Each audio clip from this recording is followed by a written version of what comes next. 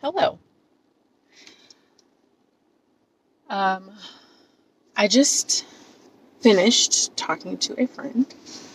Um, and it's interesting because one of the things that I believe is possible in relationship is that you have people that you can uh, build deep wells with. And not everybody.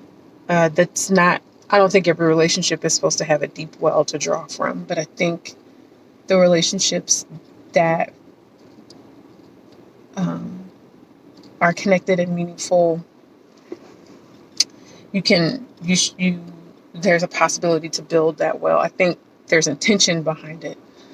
Um, but I was talking to a friend, and she was talking to me about what are you what are you doing as far as your work. If you don't know, I do education through a company called the Dignity Effect. It's my company, and I'm a social emotional wellness educator. And we were talking about that phrase, social emotional wellness educator.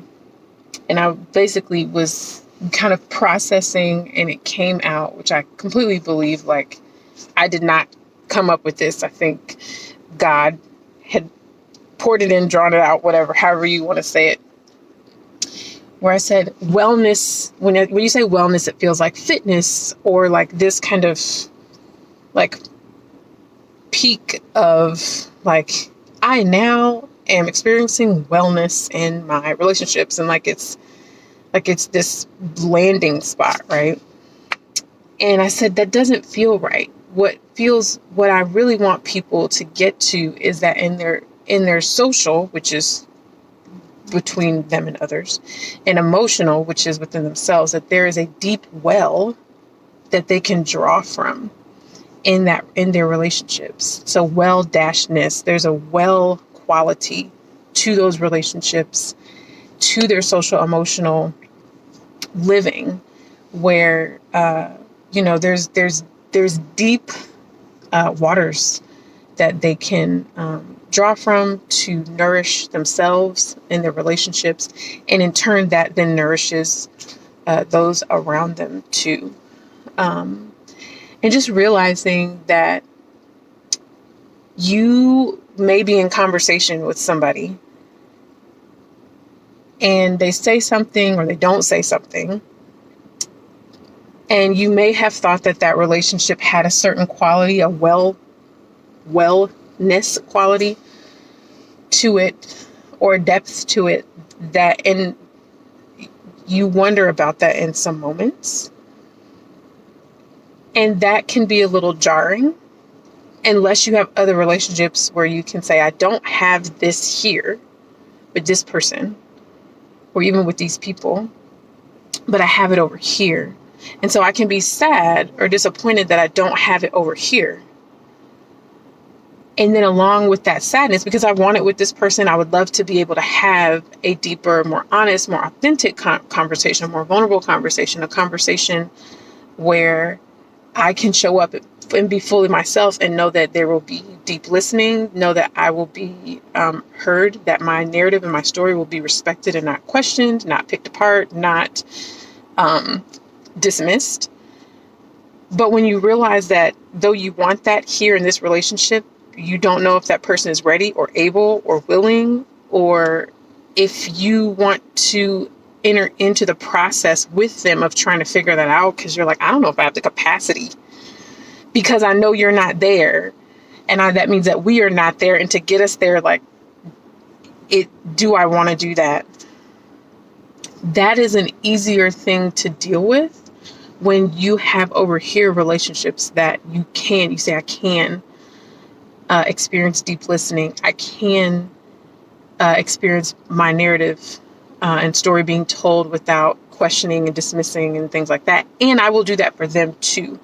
There's a reciprocity there. There's a respect. There's an honoring of dignity in depths, right? That well, in the depths of who I am and who they are and what our relationship is and can continue to be. And so social emotional is so important, and it's something we've missed a lot of, and it makes it harder for us to have those conversations. And it even makes it harder for us to sit in those emotions and not cancel people, cut people off, write people off, because maybe in a year or two, the person over here will be there. And you can say, then you decide, am I the person to do this, or am I not, or whatever. But people always change. People have the capacity to be in different spaces, but in the moment when you realize that they're not there, having people who are is really beautiful and both very supportive and bolstering. While you might be mourning, disappointed or mourning and grieving the relationship that you were hoping to have or that you thought you had, and you're like, oh, we don't have that. It's not that. Okay. That can be hard. And I think too, you realize when you have it over here, you realize the beauty in it. And when you don't have it here, at least I know I have realized, like, oh man, I think you're missing out, because not only do I, in some of my experience, not only do you not have it with me, you probably don't have it with anybody else who is different than you, are going to challenge some of the things that you hold as true or right, because their story and their narrative have a different perspective. And then you take that and you weigh it and say, well, this is my experience, but this is somebody else's experience. So what does that mean about things like love, relationships, faith, money, whatever these are big ideas, right? Or big high level general topics that your thoughts about it can be influenced by somebody else's experience and perspective. But if you don't have those if you don't have those relationships with people with different perspectives and beliefs, then you never get to the point of having your experience and somebody else's experience exist in the same space or in the same plane about the same thing, and then figuring out, well, what does that mean about what I think about these things that happen, about suffering, grief, sadness, joy, all those things. So just sharing some thoughts about what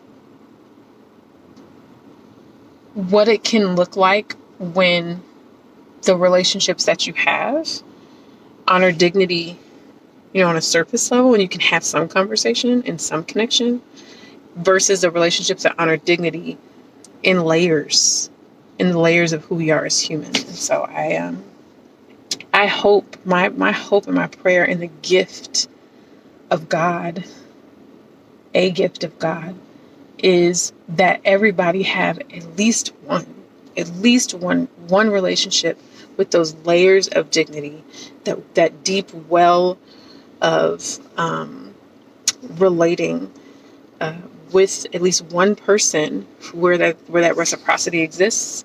And if you don't have it, that's my hope and my prayer, is that you will get it. I don't have the formula of how to get it. I think the biggest thing is you showing up in the way that you want others to show up to. And as you do that, there will be one or more people who will say, I have never experienced a relationship like that, but I like it. And so I'm going to keep going a little further and going a little deeper and going a little deeper. So, all right, y'all be well.